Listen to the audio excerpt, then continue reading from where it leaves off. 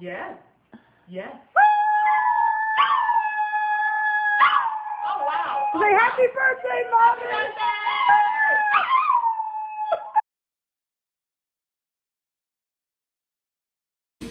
Okay, friends, I am at the Selfie World, which is like, how come this concept was not made sooner? But anyways, let me just give you the long and short of it. Are you gonna be in the vlog, girl? Get on in here. Hey, girlfriend. Hi. I featured Miss Orquídea on Makeup Monday a couple weeks ago. Look at her. Isn't she the most gorgeous thing? I know, I will make you blush. But I didn't have anything to do on the 4th.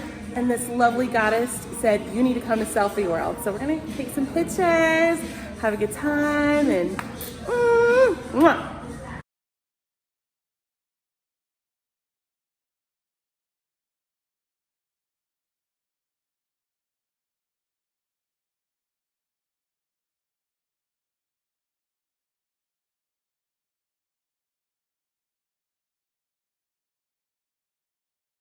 Now home with Boo. Hi, say hi, friend. You know what makes me so sad is that I think that Boo's other owner before me used to hit him. Because sometimes, like, you know, like if something falls, whatever, he's like, or maybe he's just a scaredy cat. Hi.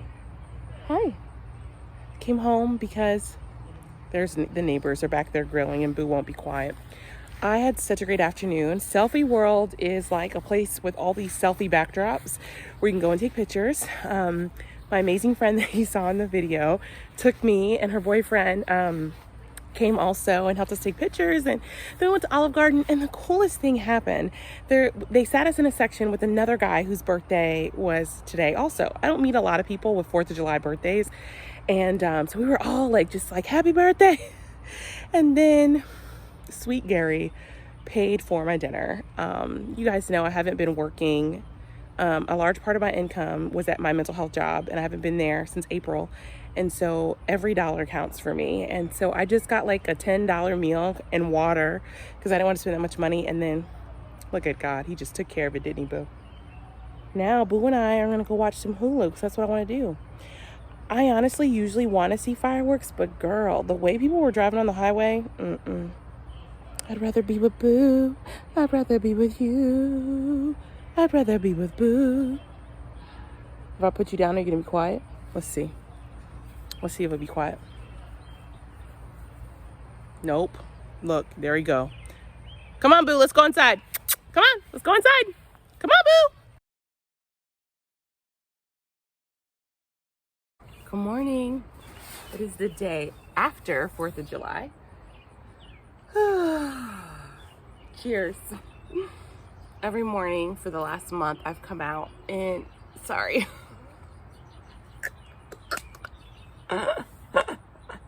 Take 2. It's the day after 4th of July. Coffee, cold brew. Every morning for the last month, I've come out and started my day like this if it wasn't raining. And I just have quiet time and I talk to the Lord, I pray, I meditate, and I have been trying to mentally prepare myself to like do a new like lifestyle with my food, because the doctor was like, girl, gotta turn your numbers around. So many of you may or may not know, if you're new to the channel or not, about once or twice a year I do the Daniel fast, a spiritual fast, to draw closer to God. But Dr. Rick Warren, or the pastor Rick Warren, compiled this book called The Daniel Plan. Rick Warren, Daniel Amin, who's a doctor, and Mark Hyman all came together and talked about like, how do you eat similar to the Daniel fast. The Daniel fast is based on a story in the Bible, the story of Daniel, who rejected this king's food, who didn't worship God, and he and his friends, Daniel, fasted and basically would only eat what came from the earth. And after their fast, or their period of sacrifice, they were the strongest warriors out of all the prisoners, or the people who are in captivity. That's the layman's version of that story. I encourage you to go read it yourself. It's an amazing biblical story. But this plan looks at lifestyle change, and I do know I need to make a lifestyle change. My last major depressive episode, Boo, that's my dog. Too early. Come on, come. He don't be listening to me. Come. He's coming now. But it looks at weight loss from or healthy living from all sections, spirituality. So I'm on the part about faith. And then next will be food, which is great because I've been eating just whatever I wanted. And it says this is a low glycemic eating nutritional guide. So yeah, in the next couple days, I'm going to be moving more towards this. My body feels better when I'm eating the Daniel plan or just eating better. And since I've been going to the doctor so much, I learned that I have anemia, which is like an iron deficiency. So I need to get iron from healthier places. And, I've always been, since in my 30s, I've always been pre-diabetic. They recently said that I was no longer pre-diabetic. However, the last couple of weeks, so yeah, wish me luck on that. And then towards the end, oh gosh, in the back it has all of these recipes, which is so great. And it also talks about, working out and things like that, which is so great. So if you're interested. But, after every birthday or during every birthday, you take time to reflect and think about what happened in the last year, what you want to see happen. It's kind of like to be, like my friend was saying, what about girlfriends? It's like the new year, for you. And it is a new year for me. And I woke up this morning thinking about just how different my life is now from where I thought I would be 10 years ago. 10 years ago, I was 27, or let's do 25, 25.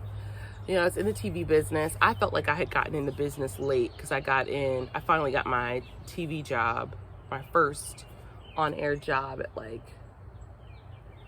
24, 25, but I had been working in production and stuff like that. And in my mind, that was late, how I should have started when I was right out of college, 22, 23. And I thought about how I envisioned working in a top market and how high stress that job was. And don't get me wrong, I still miss it. I don't feel like that's what God has for me anymore, and I've had to surrender that to Him. And I have to keep surrendering it, honestly. Sometimes I'll watch the news and I'll see people who are on national news that either worked at stations I worked at or worked with me, and I have to surrender it all over again. I'd be ready to make a resume tape. And then after TV, I was severely depressed, my first major depressive episode for close to 2 years. And I worked at the Navy Exchange, which for me was not a great experience.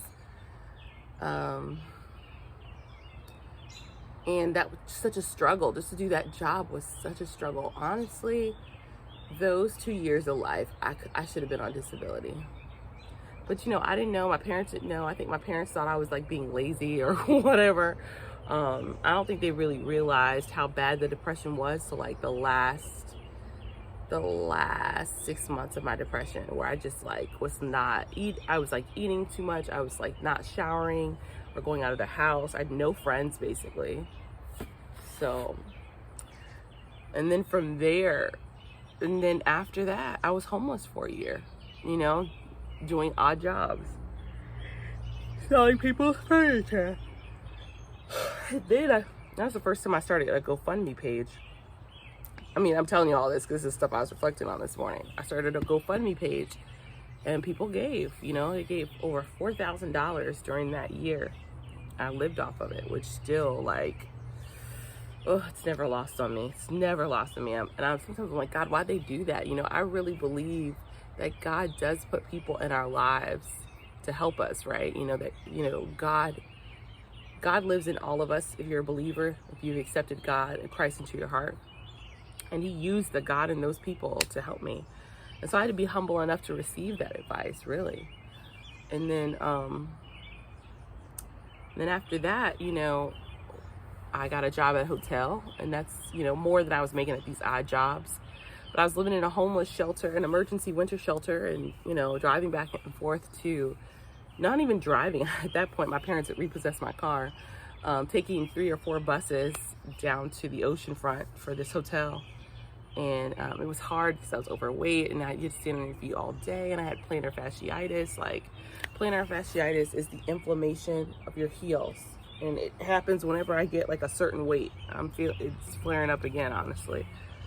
And then from that, you know, I was doing motivational speaking all throughout my homelessness, and people didn't know. I'd get a speaking gig. I'd go stay at the Red Roof Inn that night. One of my largest speaking gigs was in the city of Virginia Beach at the Sandler Center. Nobody knew I was homeless there.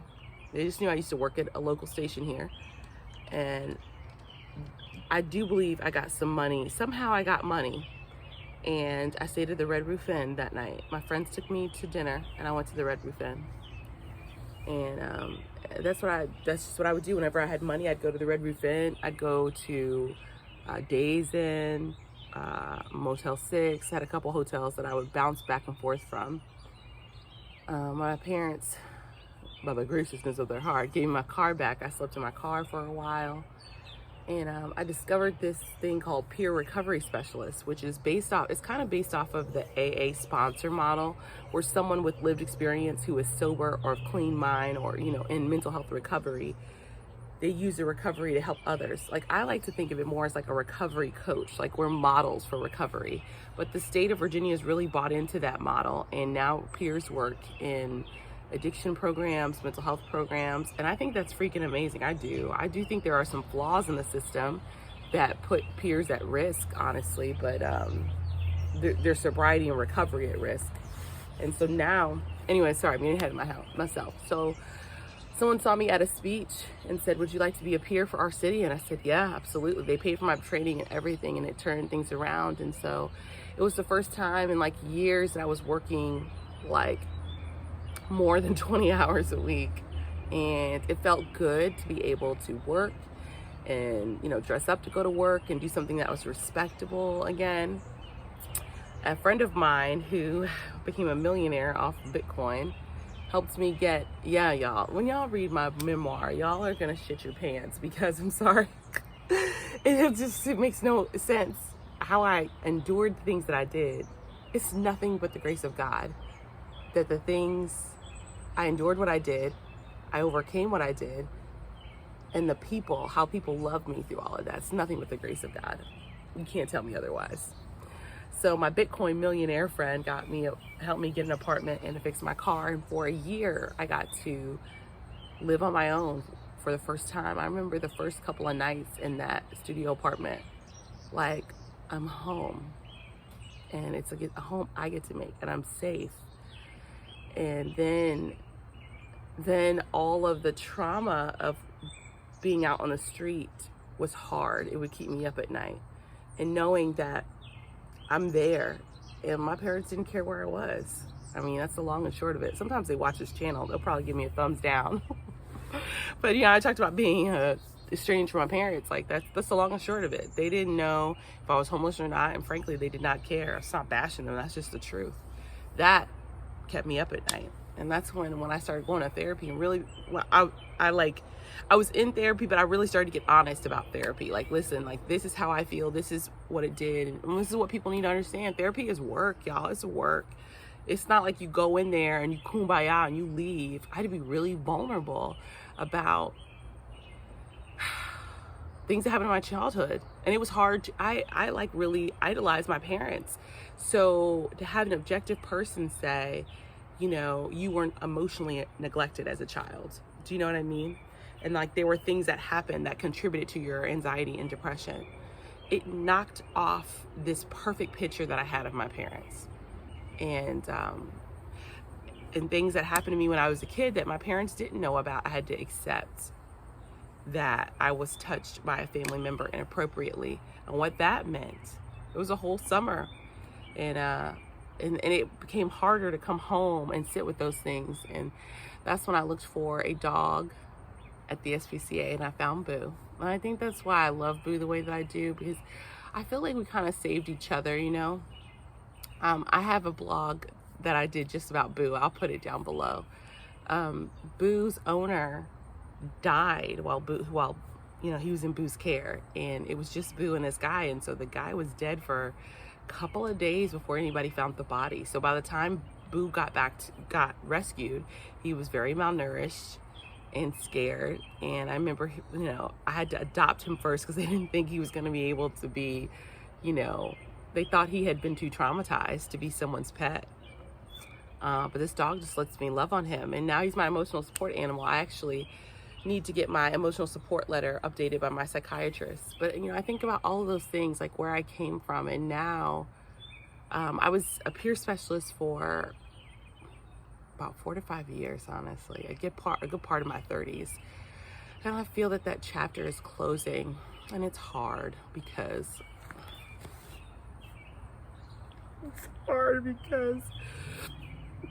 the way the system is set up is that when you leave the profession, you can't contact your clients for 2 years.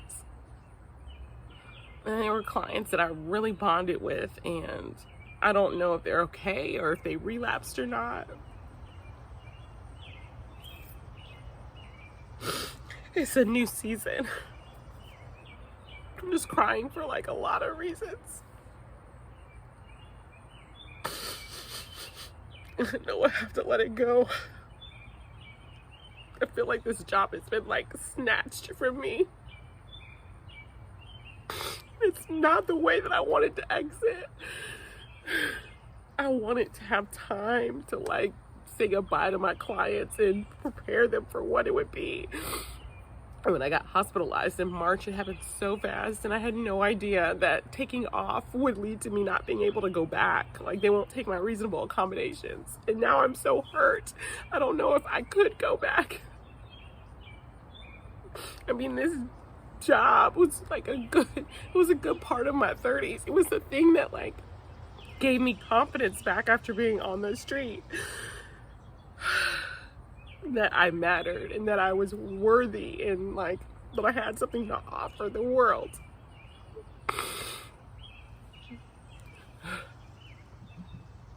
Oh look, Boo's coming. He's like, oh, you okay? You okay? Is Mama okay?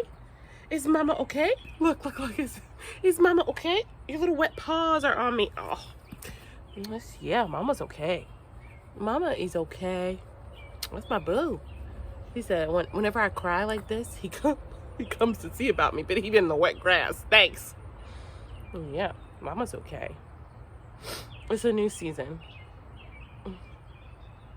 And it's time for me to, get my health in better order. Thank you, wet dog. You wet dog. Wet dog Boo. Wet dog Boo. It's time for me to move on and to get my health in order and invest in my business, my PR and consulting business. It's time for me to really understand that, like, the love that, that guy I was dating last year, the gentleman caller, I really believe I loved him. And I don't think that he loved me. No, I know he didn't love me. And that was, yeah. And the sexual assault, the person who assaulted me, I'm still fighting that in court. I'm hoping that my protective order is granted next month. It's a new chapter, and I feel it's also time for me to be open to the potential of love again with someone else that might look different than I envisioned. It's a new season. But I'm happy and I'm excited about it. I'm in a good home and I'm safe. I'm mentally safe. I have a support system. Actually, this week my goal is to finish my crisis care plan, which is what I told you guys about, and to finish my new advanced directive. It's a new season. It's a new season. I want to thank all the subscribers and people who just happened to stumble upon this YouTube channel. YouTube has been therapy for me, a voice, an outlet. I lost a lot after I left television, but what I gained was my real voice. My real voice, my real strength, resilience, my calling, you know. I think each and every one of you who have committed to being here, sitting and subscribe me, this will come in your email every time I upload. People who engage and feedback, I'm thankful for you. I want to keep doing YouTube and sharing this way. Yeah, YouTube is part of my long-term vision, and I feel it's part of my calling too. July is Minority Mental Health Awareness Month, and I'll be talking a lot more about mental health and things this month. If there's anything that you want to ask or you're curious about, my diagnoses are post-traumatic stress disorder, major depressive disorder, generalized anxiety disorder. Those are doozies. And I'm a sexual assault survivor, and that comes with its own trauma. So if there are things that you want to ask or you're curious about me or about mental health, be kind in the question, okay? But if I don't know, I can find someone who does know. And maybe this month I'll do an interview on the channel relating to mental health in the Black community. That could be a really exciting thing. So, and also let me just pause and say, minority mental health is not just about Black mental health. It's Black and brown mental health of, you know, Native Americans. It's minority mental health. And yeah, Pacific Islanders. I am a board member for the Virginia chapter of the American Foundation for Suicide Prevention. I recently was nominated to the Lived Experience Committee on the Suicide Prevention Lifeline, which both of these are tremendous honors. I am a leader and volunteer with the National Alliance of Mental Illness here, and I don't take any of those titles or volunteer opportunities lightly. I'm going to be speaking on a virtual panel, which I'll tell you about, and some other things that I'll have going on for Minority Mental Health Awareness Month. Thank you so much. As we say here at Good Girl Chronicles, I love you. I love God more. See you next time.